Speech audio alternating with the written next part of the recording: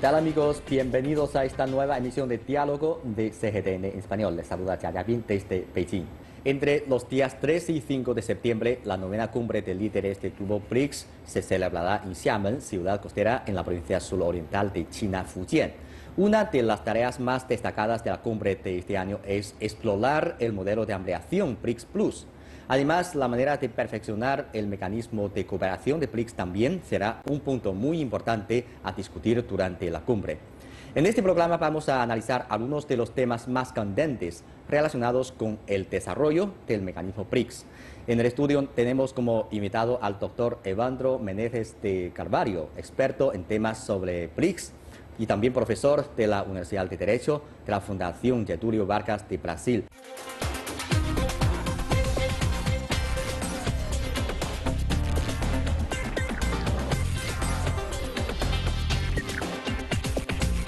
Hola, profesor Evandro. Es un gran placer que esté con nosotros en diálogo. Prazer é meu, Roberto. Un placer estar aquí. Gracias. Bueno, hoy vamos a hablar un poco sobre el tema del desarrollo de BRICS, que es un tema que usted lleva años estudiando. Entonces, este año se va a celebrar esta cumbre de BRICS en Xiamen. ¿Qué expectativas tiene usted sobre esta cumbre? A expectativa é muito grande em relação a esta cúpula, porque o momento que os BRICS e os países BRICS estão passando é bem diferente do momento em que o BRICS foi criado, naquele momento apenas BRIC. Né? Naquele momento, os países do BRICS, eles viviam um momento de uma economia pujante, um momento em que o mundo vivia uma crise econômica onde o epicentro desta crise foram os Estados Unidos, e os países BRICS se uniram em resposta a um processo de busca de soluções multilaterais para essa crise econômica.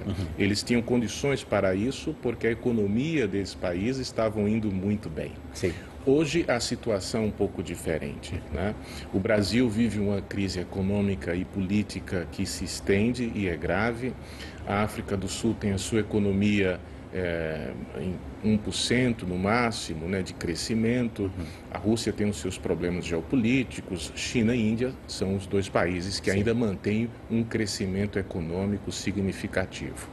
Mas o contexto internacional também ainda é preocupante, né? Então, esta cúpula, ela é fundamental, porque ela poderá ser uma cúpula decisiva para o futuro da continuidade desse grupo BRICS. Sim. Havia muito ceticismo dos países ocidentais desenvolvidos, no início do BRICS, em relação à viabilidade deste grupo. Como eles iriam funcionar como grupo? Países tão distantes, tão diferentes um do outro. E eles deram respostas positivas na medida em que as cúpulas se sucederam ano a ano e houve iniciativas concretas, como o Banco BRICS, que provaram que o grupo BRICS, dos países BRICS, são capazes de desenvolver uma agenda concreta. Mas o momento agora é um momento importante para a gente saber se o BRICS resistirá a mais esse desafio ou não. Sí, es cierto. Bueno, se espera que el modelo de ampliación de BRICS Plus será discutido este año en la cumbre.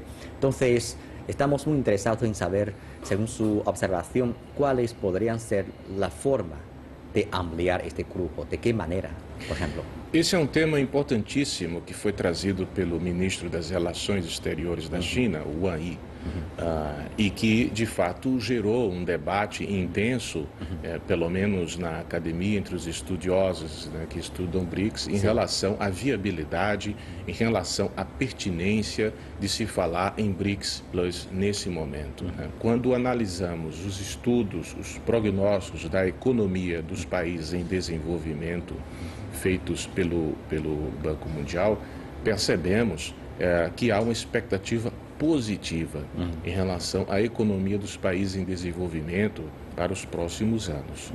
Então, faz todo sentido falar em ampliação dos BRICS nesse contexto, né, de perspectiva de futuro. Neste debate, aventou-se a inclusão, né, de alguns países, como o México, como o Paquistão, como o Sri Lanka. Essa é uma questão em aberto que provavelmente será discutida na reunião de cúpula em Xiamen, né? Mas uma coisa eu gostaria de salientar, que eu acho que é importante salientar. Quando o BRICS surgiu, os países, os 5 países, eles consideraram o G20 como um fórum importante para ser considerado e articulado entre eles conjuntamente, né?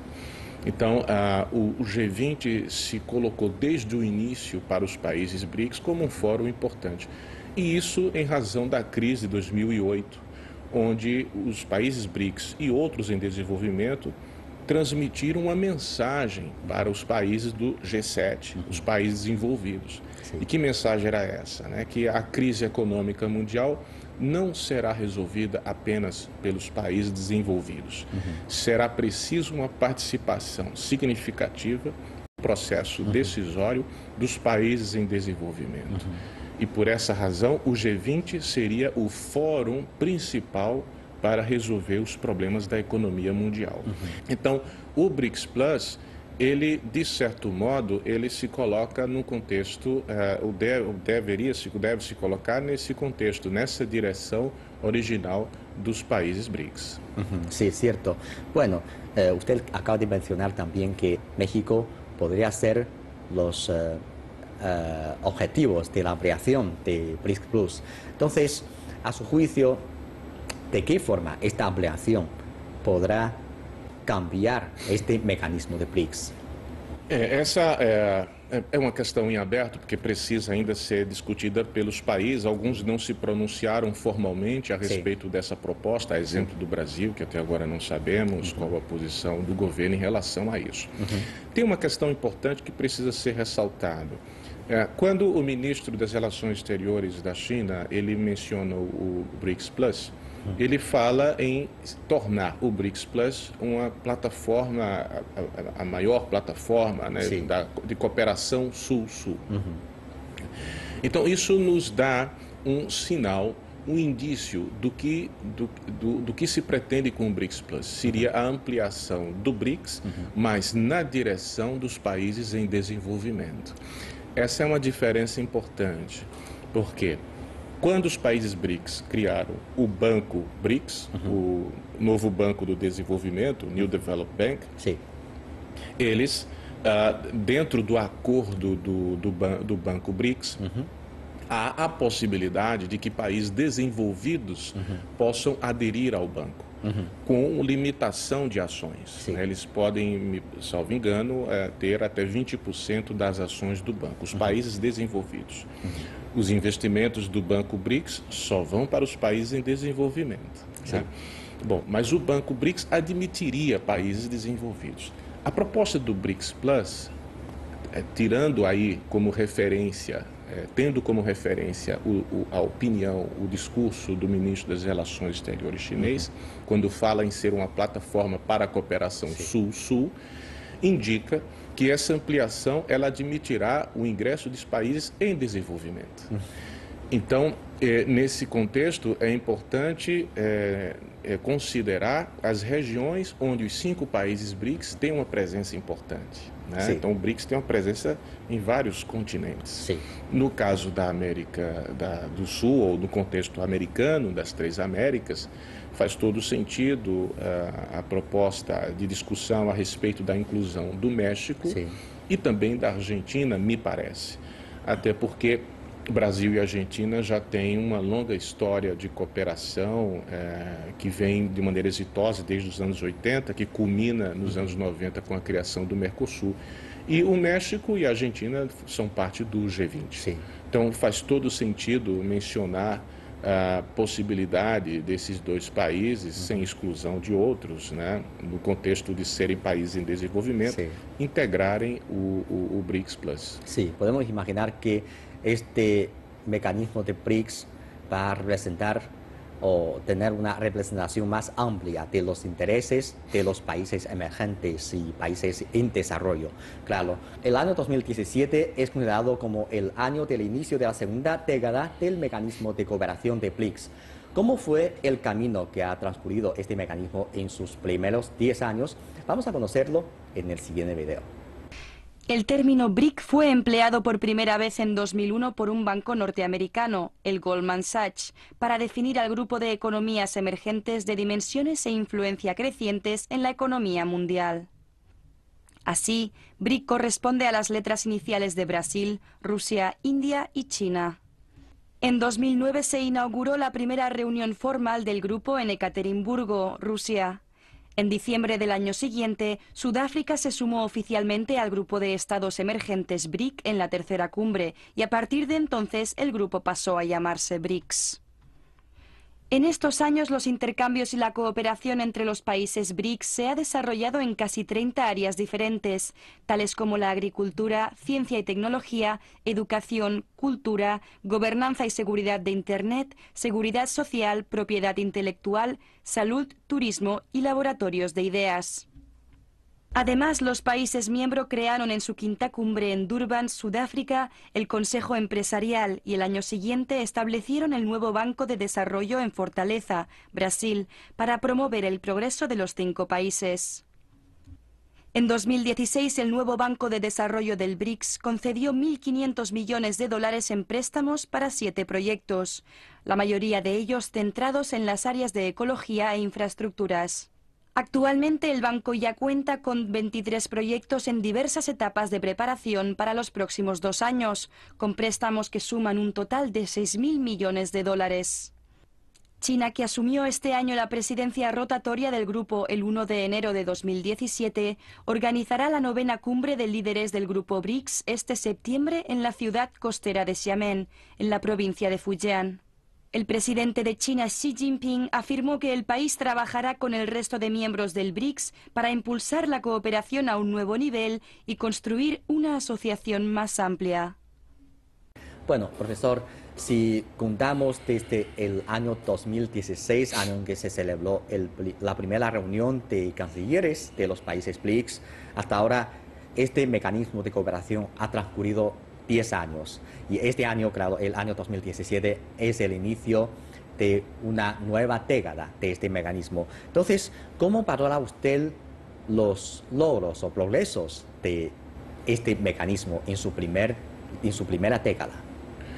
Eu penso que há um progresso concreto. No início dos BRICS, havia muito ceticismo em relação a este grupo. Porque se tratava de grupo de países muito diferentes, sim, entre eles, distantes geograficamente, sim, com interesses variados, né? E também em situações de desenvolvimento e de presença política e de força política no sistema internacional, também de maneira diferenciada. Sim. Basta dizer que Rússia e China são membros permanentes do Conselho de Segurança, isso faz toda uma diferença, né? Mas esse ceticismo inicial dos países desenvolvidos em relação ao BRICS, ele é reduzido quando os países BRICS decidem criar o Banco BRICS. Então essa é uma mensagem, uma questão importante, quer dizer, os países BRICS foram capazes de criar uma organização internacional, uma instituição internacional e um banco. Essa instituição é um banco com o objetivo de promover o desenvolvimento através do financiamento de projetos, especialmente em infraestrutura. Então, essa é uma realização concreta nesses 10 anos. E um outro aspecto que considero importante é a realização, no contexto dos BRICS, das reuniões, do Fórum Empresarial e do Fórum Acadêmico. Esses 2 fóruns, eles simbolizam, e não só simbolizam, mas são parte, né, da representação da sociedade civil no contexto dos BRICS. Sim. Então, não é apenas uma reunião entre governos, mas também uma reunião onde envolve atores importantes da sociedade dos 5 países. Então, apenas para responder e ilustrar a sua resposta, eu menciono esses 2 aspectos do BRICS que considero extremadamente significativo nesses primeiros 10 anos. Cierto, pero desde el comienzo estos países han concentrado su cooperación en el sector de economía y comercio, y en estos últimos años hemos visto que los países están esforzándose para ampliar su cooperación. Para usted, ¿en qué otros terrenos, además de economía y comercio, en qué otros terrenos los 5 países en el futuro deben ampliar su cooperación o profundizar su cooperación? Eu acho que no terreno da comunicação e da cultura, né, a exemplo do papel da mídia, acho que é um papel importantíssimo nesse processo, porque há uma falta muito grande de informação a respeito dos nossos 5 países, dos nossos países. Então, há pouca informação sobre China no Brasil, há pouca informação sobre Rússia no Brasil. Sim. Né? E um outro aspecto que se relaciona com isso é a intensificação do intercâmbio entre as pessoas, o people to people. Isso inclusive uma das preocupações desta cúpula, né? A intensificação desse intercâmbio entre as pessoas dos países BRICS. Então, para além dessas questões que são importantíssimas, né, do plano econômico e do investimento, é preciso também investir nesse capital cultural, nesse capital social que nós temos e que é muito poderoso, né? E essas relações que se dão a partir das comunicações, da relação do intercâmbio pessoal, elas são relações que dão muita densidade a essa cooperação. Es cierto. Bueno, usted al comienzo también mencionó el nuevo banco de BRICS, de desarrollo de BRICS. Yo creo que es un hito en el desarrollo de BRICS en los pasados más de 10 años, que es el establecimiento de este banco en 2014. En 2015 este banco entró en funcionamiento. Pero, ¿cómo ve usted la operación de este banco en estos últimos 2 años? Tem evoluído bastante bem, o banco já, enfim, primeiro que teve a etapa de organização interna, né? Segundo, a etapa da instalação do banco e rapidamente já começou a fazer os seus primeiros empréstimos.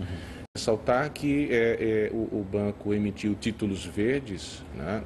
E foi uma operação bastante exitosa, acho que no ano passado. E agora, recentemente, eles publicaram um plano estratégico do banco, né, onde há as áreas onde eles vão dar prioridade. Então, se vê que há aí um encaminhamento bastante seguro, constante do banco. E um outro aspecto a salientar é que o banco BRICS, ele tem como princípio respeitar a soberania dos estados, né? Ou seja, conceder os investimentos, o financiamento para projetos em infraestrutura, por exemplo, sem exigir condições, sem impor condicionalidades ao país que recebe os investimentos. E isso é uma prática que difere completamente da prática adotada, por exemplo, pelo Banco Mundial, o FMI, né, que sempre impunha condicionalidades aos países para receber os investimentos. Né, condicionalidades no sentido de reforma da legislação interna e por aí vai. Então, o Banco BRICS não vai por esse caminho que, de certo modo, né, converge com o respeito ao princípio da soberania, dos princípios de coexistência pacífica que vêm desde 1955, né, que são princípios delineadores da política externa dos países em desenvolvimento, da China, do Brasil, da Índia também, por exemplo. Es cierto. Bueno, sabemos que BRICS, o sea, al comienzo BRIC, fue un término económico planteado por su desarrollo dinámico económico, pero en estos últimos años hemos visto que los miembros de este mecanismo están encontrando cada uno sus propios desafíos. ¿Usted todavía está optimista por el futuro? Y para usted, ¿cómo los países pueden superar los desafíos que está enfrentando? Primeiro é importante a gente ter em conta as motivações iniciais da criação do BRICS. Teve uma motivação econômica, mas nesse contexto havia uma preocupação também de encaminhar uma agenda de reforma das instituições internacionais. Isso está desde as primeiras declarações dos países BRICS, das suas primeiras reuniões. em que havia o apoio à reforma da Organização das Nações Unidas. Acho que na terceira cúpula é que explicitamente mencionam a reforma do Conselho de Segurança e também a reforma do Fundo Monetário Internacional. Então, os países BRICS, eles se apresentam no cenário internacional como reformistas, reformadores do sistema, não como disruptores. Né? Então, essa é uma agenda importante. O fato de que o momento atual é um momento delicado para a economia mostra a importância desta cúpula. Porque vamos ver se o BRICS ele só foi um grupo que se uniu apenas quando a economia está bem, ou se ele tem também um propósito político que permanece a despeito da crise econômica. E qual é esse propósito político? A reforma das instituições internacionais. Então, se o BRICS permanece firme com a sua história, não será a crise econômica atual motivo suficiente para diluir o projeto original. Sim. O mesmo quando pensamos no BRICS Plus. Se o BRICS Plus se transformar apenas numa cooperação econômica, nos distanciaríamos, estaríamos nos afastando também da proposta original que envolvia a reforma das instituições. Então, a economia ela é assim, né? Sobe e desce. Né? Tem momentos bons, momentos difíceis. Um projeto de grupo como o BRICS tem que enxergar os objetivos para além das dificuldades econômicas. Por isso que esta cúpula ela será importante. Ela vai sinalizar se o BRICS permanece firme não só em torno dos seus objetivos econômicos, mas também nos seus objetivos políticos. Sí. Hablamos un poco sobre la cooperación entre China y Brasil, porque son dos países muy importantes socios el uno del otro. A su juicio, ¿en qué aspectos los dos países deben ampliar su cooperación? De fato, a China já é o maior parceiro comercial do Brasil desde 2009. Nesse sentido, a China é um país importante para o Brasil, além de ser, obviamente, a segunda maior economia do mundo, que é um dado por si só relevante para qualquer país que queira se inserir no cenário econômico internacional. Além disso, recentemente temos recebido grandes aportes de investimentos chineses no Brasil. O ano passado foram 12 bilhões de dólares em aquisições, investimentos chineses no Brasil. Foi o país que mais investiu. Né? Para você ter uma ideia, os Estados Unidos investiram 6 bilhões. Então, a relação bilateral nesse que mexe em investimento, ela está indo bem, está fluindo, né? Claro que o Brasil precisa diversificar a sua pauta exportadora para a China. Né? Sua pauta exportadora para a China é limitada a poucos produtos, petróleo, soja, minério, né? Mas isso é um problema que o Brasil precisa resolver dentro dele. Né? Para além disso, acho que é preciso, e aí eu volto novamente, né, à questão do conhecimento da China contemporânea, do Brasil contemporâneo. Quer dizer, são países que hoje têm uma dinâmica interna extraordinária, muitas ideias circulando, muitas iniciativas sendo feitas pelo seu povo, pelos seus empresários, pela sua juventude. Esse capital humano, pelo menos quando eu me refiro ao Brasil, está muito represado. É preciso soltar ele, né? É preciso criar mais pontes e identificar essas potencialidades que tem em nossos países para poder a gente dinamizar ainda mais, né, a nossa cooperação. E nesse quesito eu gostaria só de fazer a menção à área de tecnologia. Que o Brasil nós temos importantes centros de desenvolvimento de tecnologia e a China também. Então esse é um caminho muito promissor. De acuerdo, de acuerdo. Bueno, este año China es el anfitrión de la cumbre de BRICS. Entonces, ¿cómo valora usted el papel que juega China dentro de este mecanismo? A China tem se tornado, talvez, neste momento, o grande fiador, né, do BRICS. A China tem um projeto de política externa claro. Sim. que passa pelo BRICS, que passa pelo AIIB, o Banco Asiático de Investimento em Infraestrutura, que passa pelo um cinturão, uma rota, o IDAILU. Então, isso é claro para o mundo, né, que a China ela está, de certo modo, capitaneando um movimento de transformação importante. E é interessante mencionar que esse movimento de transformação ele nasce no âmbito dos países em desenvolvimento. Sim. Então, o fato desta cúpula ser realizada agora na China e a China ser o país, dentre os 5, que tem uma política externa que me parece bastante arrojada, propositiva e inclusiva, é um sinal extremamente positivo. Exatamente nesse momento que o BRICS passa por uma crise, é que o fato da cúpula ser na China talvez seja o local mais adequado para se realizar a cúpula neste momento. Sí. Sí, si vemos este entorno internacional que estamos experimentando, tenemos que decir que la economía del mundo ha mostrado señales de recuperación, pero todavía existe mucha incertidumbre y una inestabilidad, porque en estos últimos años hubo un aumento del proteccionismo y aumento del movimiento antiglobalización. Entonces, en este aspecto, para enfrentar esta nueva situación, hay unos consensos entre los 5 países de BRICS? Sim, me parece que hoje há esse consenso em relação à abertura do mercado, né, à promoção do comércio internacional, que tem sido feito através dessas iniciativas multilaterais, onde o Cinturão Uma Rota é um exemplo, o BRICS é um exemplo, e também através das relações bilaterais.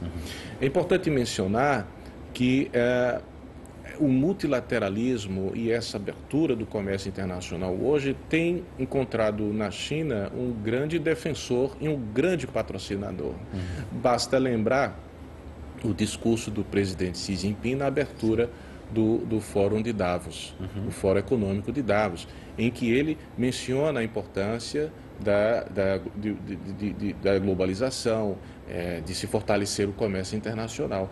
Isso foi num discurso uma semana antes do discurso do atual presidente dos Estados Unidos, que no seu discurso de posse, né, sustentou exatamente o contrário, né, o America First, e inclusive simbolizado naquele momento no objetivo de se criar um muro, né, para separar os Estados Unidos do México. Sim. Isso é um discurso muito simbólico, né? Porque é um muro, de certo modo, que separa os desenvolvidos dos em desenvolvimento. Sim. Né? Então, é nesse momento que os países BRICS dão uma resposta positiva para o mundo. Né? E essa agenda, ela me parece uma agenda hoje importante, admitida pelos países BRICS, de abertura, de intensificação do comércio e de que o protecionismo é uma grande ameaça, sobretudo para os países em desenvolvimento. Sí. Ese proteccionismo vindo dos países desenvolvidos. Sí. Yo creo que está muy claro que hoy en día defender la economía abierta y también mantener el régimen comercio de multilateral debería ser un objetivo de esfuerzo muy importante, no solo para los países en desarrollo, también para los otros países desarrollados. Y esto es lo fundamental para mantener el crecimiento del mundo. Y esperamos que en la cumbre de BRICS, que se va a celebrar en Xiamen, los 5 países pueden esforzar más y lograr más consensos en este aspecto. Muchas gracias, profesor, por su análisis. Muchas gracias. Muchas gracias. Bien, amigos, con esto terminamos esta emisión de Diálogo. Les agradecemos por su sintonía y les invitamos a continuar disfrutando del programa de CGTN en español. Hasta la próxima emisión.